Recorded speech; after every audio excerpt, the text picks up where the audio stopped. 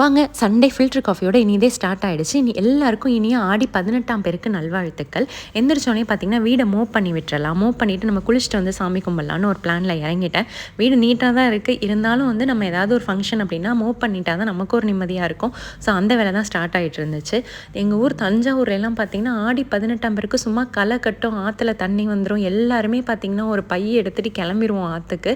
அங்கே போயிட்டு இந்த ஊற வச்ச அரிசி, மஞ்சள் கயிறு, பிள்ளையார் பிடிச்சி சாமி கும்பிட்டுட்டு அங்கேயே தேங்காய்லாம் உடச்சிட்டு வருவோம்.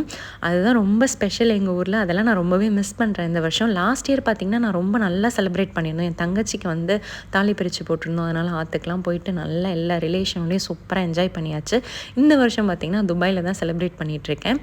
இதுக்கு பார்த்திங்கன்னா இனிப்பு அவல் தான் இன்றைக்கி பண்ணியிருக்கேன். ஊற வச்ச அரிசிலாம் பண்ணலை.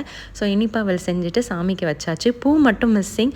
இங்கே பார்த்திங்கன்னா பூ டெலிவரி கேட்டால் 10 திர்ஹாம்ஸ் இருந்தால் தான் கொடுப்பேன் அப்படிங்கிறாங்க. பூவோட விலை 5 திர்ஹாம்ஸ் தான். நம்ம நேரில் தான் போய் வாங்கணும். நேரில் போகிறதுக்கு சான்ஸ் கிடைக்கல. இருந்தாலும் பரவாயில்லன்னு திருப்தியாக சாமி கும்பிட்டு முடிச்சிட்டேன். தேங்க்யூ.